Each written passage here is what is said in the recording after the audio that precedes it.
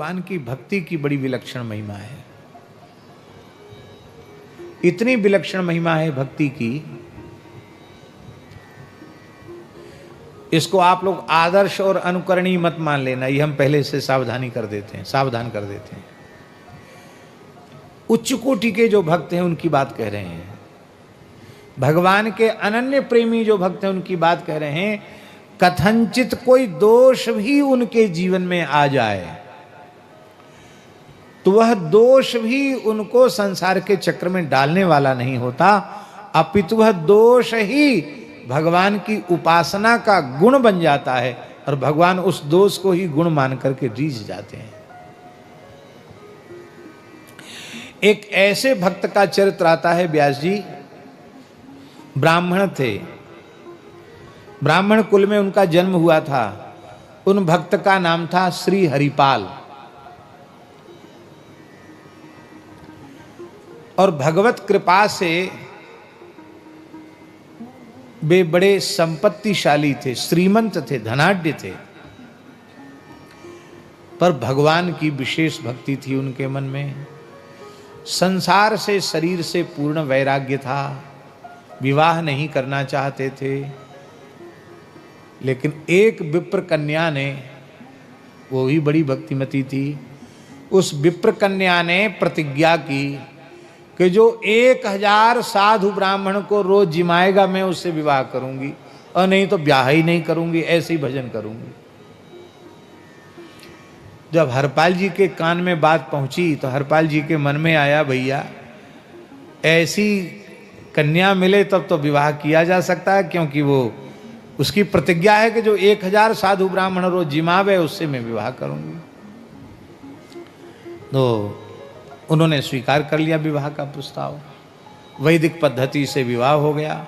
अब घर में ठाकुर सेवा, संत सेवा, ब्राह्मणों की सेवा, गौ माता की सेवा, अब सेवा के काम में ऐसे तल्लीन हो गए हरपाल जी कि अब कमाते तो कुछ नहीं, खाली खर्च ही खर्च करते। अरे कोई खर्च ही खर्च करे, कमावे कुछ नहीं तो कुबेर का खजाना भी खाली हो जाएगा। उनके पास जितनी संपत्ति थी सब साधु ब्राह्मण की सेवा में, उत्सव महोत्सव में व्यय हो गई, कुछ नहीं रहेगा उनके पास। जमीन जायदाद थी उसको बेचना शुरू किया, उसको बेच बेच के खिलाने लगे। क्यों? उनको फुर्सत ही नहीं थी धन कमाने की। अब जब वो भी नहीं रहा तब हरपाल जी ने फिर लोगों से उधार लेकर सेवा करना शुरू किया। भैया दे दो, हम फिर समय आएगा तो हम चुका देंगे आपका।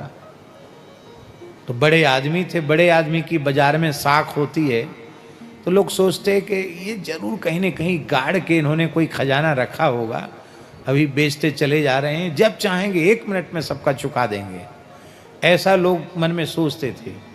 इसलिए लोग उनको, बड़े आदमी थे, बड़ी साख थी उनकी, तो उधार दे देते। लेकिन जब उधार चुकाने का अवसर है तो उधार चुकाने की शक्ति ही नहीं थी, तब लोग समझ गए कि तो उधार तो ले लेते हैं पर देने का तो नाम तक नहीं लेते हैं। तब लोगों ने उधार देना भी बंद कर दिया। पर इन्होंने गौ ब्राह्मण संतों की सेवा बंद नहीं की, वो सेवा करते चले गए। जहां व्यास जी पक्षियों को चुग्गा डालने लग जाओ, धीरे धीरे हजारों पक्षी आने लग जाते हैं। संत सेवा होने लगी तो देश दिशा विदिशाओं से अनेक संत आकर के उनको दर्शन देते, सत्संग होता, सबको कृतार्थ करते। तो अब वो क्या करने लगे हरिपाल भक्त? हरिपाल भक्त अब चोरी करते। चोरी आप लोग मत करना ये काम, इसलिए हमने पहले सावधान कर दिया कि आप कहोगे तो चोरी करके भी सेवा की जा सकती है। पहले हरिपाल जी जैसे अपना सर्वस्व लुटाओ, बाद में सोचना ये बात। अब पहले ही सोच लोगे तो गड़बड़ हो जाएगी। ये अति भक्ति का चरित्र है। तो चोरी क्या करते महाराज जी? सोना चांदी नहीं चुराते, वो घरों में जाते तो घी, बूरा, गुड़, आटा, दाल, चावल, ये जो राशन सामग्री इसी को उठा लाते और उसी के घर से लाते जो कमाता तो खूब, साधुओं की ब्राह्मणों की सेवा नहीं करता, उसी के घर जाते, सबके घर नहीं जाते। जो भक्त है, धर्मनिष्ठ है, सेवा करता, उसको क्या लेना। एक वैश्य के यहाँ हरिपाल जी पहुंच गए चोरी करने। वो वैश्य भगवान का बड़ा भक्त था। उसके घर में घुसे और आटा, दाल, चावल, घी, बूरा सब अलग अलग रख लिया, उन्होंने बांध लिया चादर में अपनी, और बांध करके वहां जाने वाले थे। तब तक वो वैश्य की लड़की जग गई। उसने धीरे से अपने पिताजी से कहा, पिताजी लगता है घर में कोई चोर घुसा है, हल्ला मचाओ, लगता है घर में कोई चोरी कर रहा है, वो सब सामान उठा रहा है। तो उस वैश्य ने क्या कहा धीरे से, अरे बेटी चुप हो जा, सो जा। हम तो इसीलिए रोज अपने दरवाजे पर कुंडी भी नहीं लगाते कि कभी महान संत सेवा प्रेमी, साधु सेवा में प्रेम करने वाले भक्त राज हरपाल जी की चरणरज हमारे घर में पड़ जाए। ये चोर नहीं है, ये तो इस नगर के गांव के महान संत श्री हरिपाल विप्र हैं, जो हमारे अन्न चून को साधु सेवा में लगाएंगे। साधु में कहावत है कि जिसका चून उसका पून, साधु को पाप न पून, न पाप न पुण्य, जिसका चून उसका पुण्य।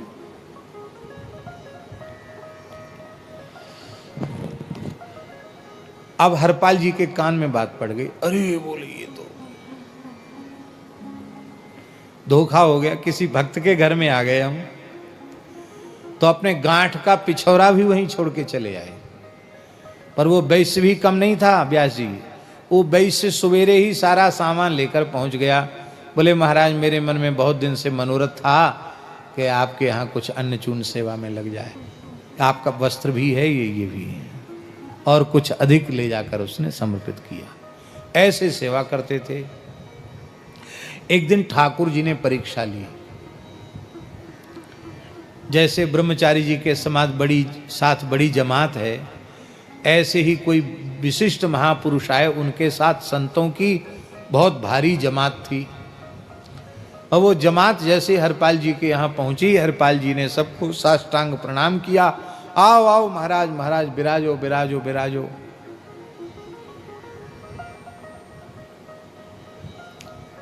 पत्नी से कहा कि कुछ है घर में, साधुओं के प्रसाद की व्यवस्था, भिक्षा की व्यवस्था।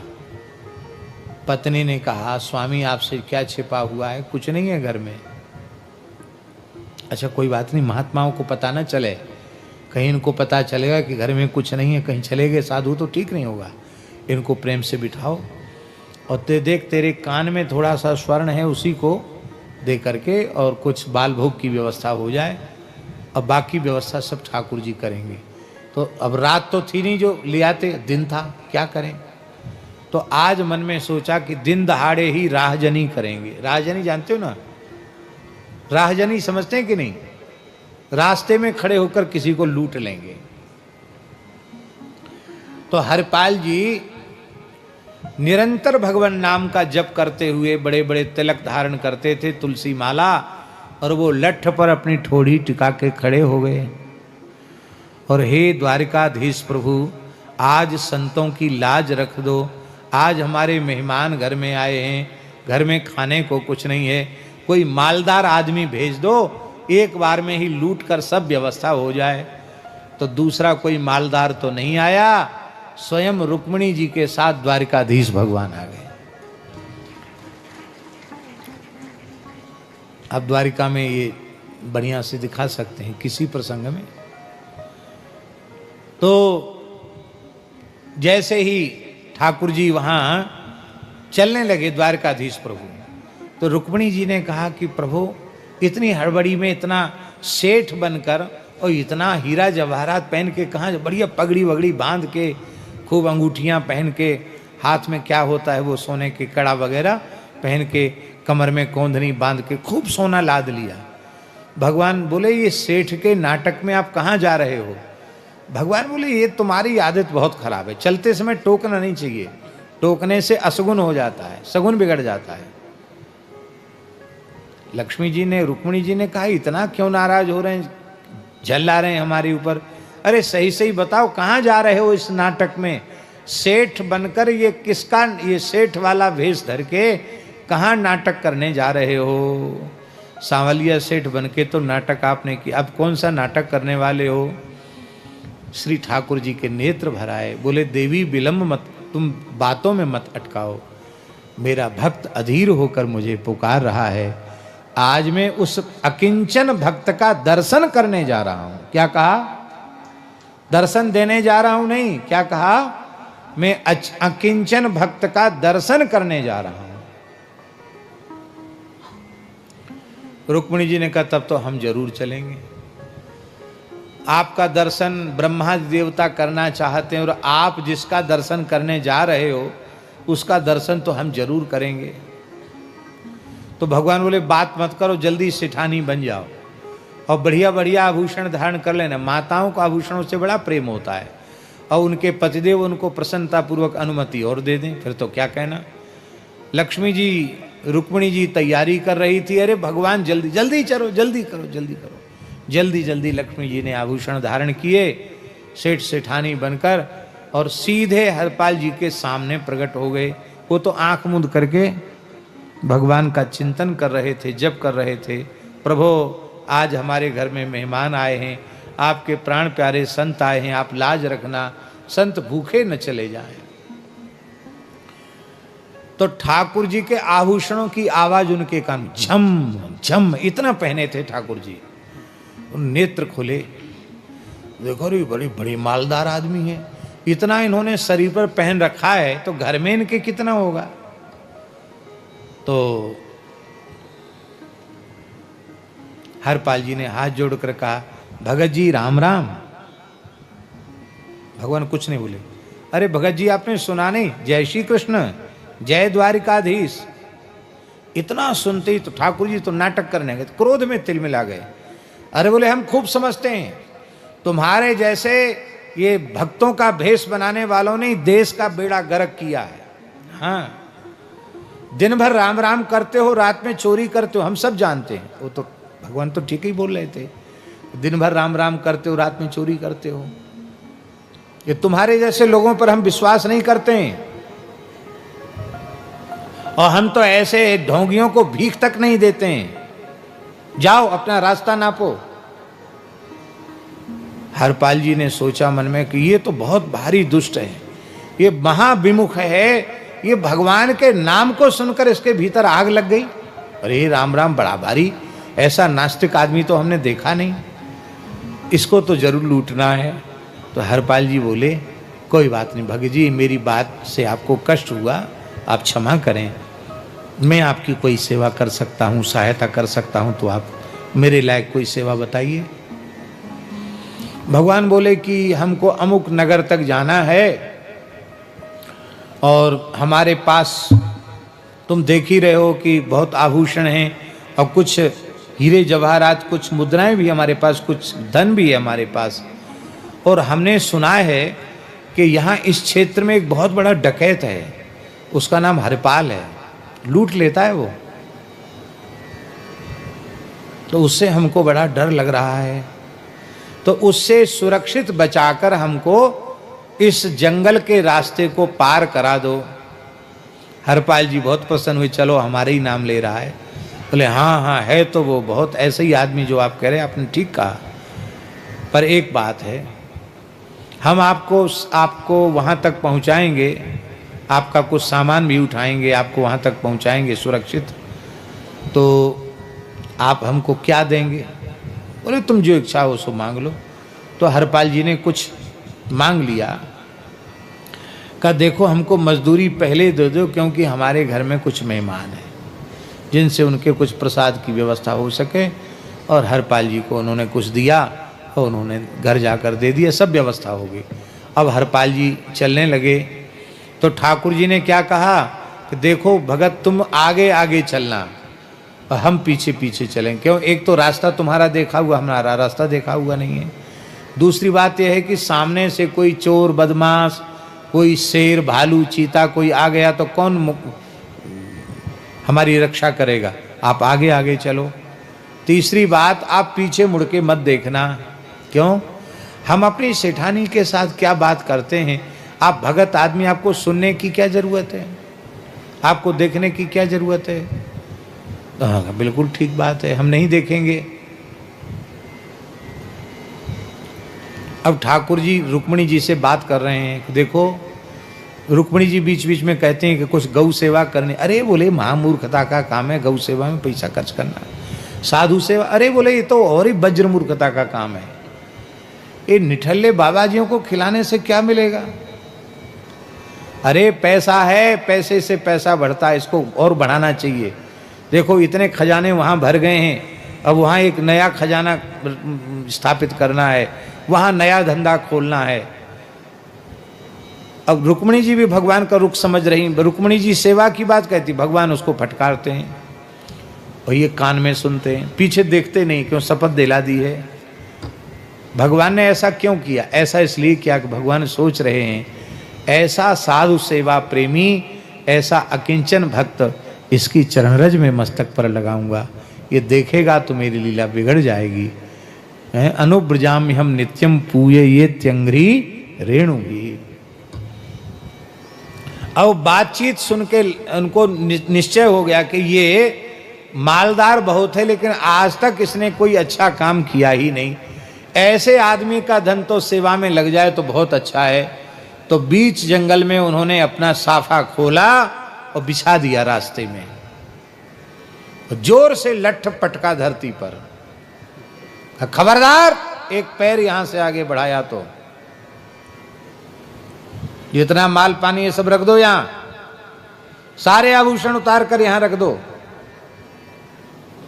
भगवान ऐसे ऐसे कांपने लगे।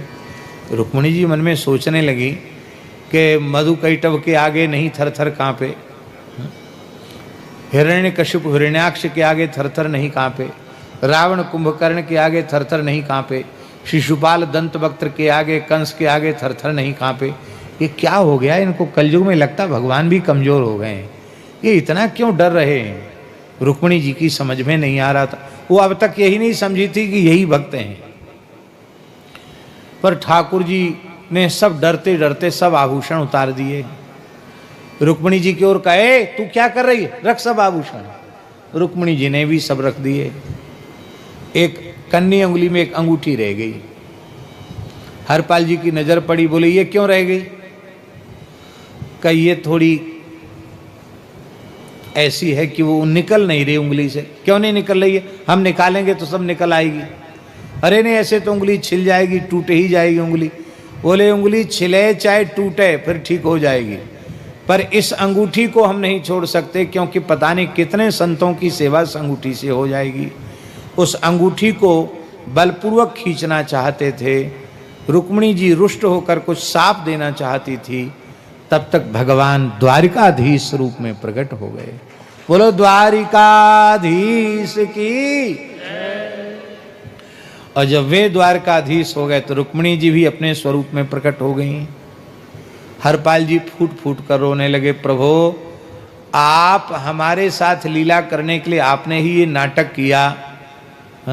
निहिकिंचन एक दास तासुके हरिजन आए, विदित बटो ही रूप भये, हरि आप लुटाए। नाभाजी कह रहे हैं भगवान लुट गए। भगवान ने कहा आप जैसे भक्त तो हमको लूट ही लेते हैं, हम तो खुद लूटने आए थे। बहुत अच्छा हुआ, और अब ये संपत्ति आप अपने घर ले जाओ। अब अक्षय होकर यह धन आपके यहाँ रहेगा। चाहे जितनी गौओं को खिलाओ, चाहे जितने ब्राह्मणों की सेवा करो, चाहे जितने साधुओं की सेवा करो, अब तुम्हारे यहाँ संपत्ति का कभी अभाव नहीं होगा, ले जाओ इसको। हरपाल जी बोले कि हमको लोग कितना मूर्ख कहेंगे कि ठाकुर जी को तो जंगल में छोड़ आया और धन ले आया, और भगवान आज जो आपका हमें दर्शन हुआ है इसके मूल में मेरी पत्नी का योगदान है। उसकी साधु सेवा में भावना न होती तो आज आपका दर्शन हमें कैसे होता। हम यहाँ से लौट के जाएंगे और धन देंगे, और वो पूछेगी कहाँ से लाए, तो सारी बात बतावेंगे, और जब सारी बात बतावेंगे तो वह बड़ी दुखी होगी। कि बताओ हमको दर्शन भगवान का नहीं हुआ। तो आप कृपा करें, आप मेरी पत्नी को भी दर्शन देकर कृतार्थ करें। तब ठाकुर जी हरिपाल जी की गोद में आ गए। रुक्मणी जी और ठाकुर जी को अंक में लेकर के हरिपाल जी आए हैं। कलिकाल की घटना है। और उन सभी संतों ने शंख चक्र गदा पद्मधारी भगवान का रुक्मणी जी के सहित दर्शन किया। सब कृतार्थ हो गए। अब देखो, यस्यास्ति भक्तिर भगवत्य किंचना, भगवान के चरणों में निष्काम भक्ति है तो एक दोष भी उन्हें भगवत साक्षात्कार कराने वाला हो गया। और जो भगवान से विमुख प्राणी हैं, उनके सद्गुण ही उनके पतन का कारण बन जाते हैं।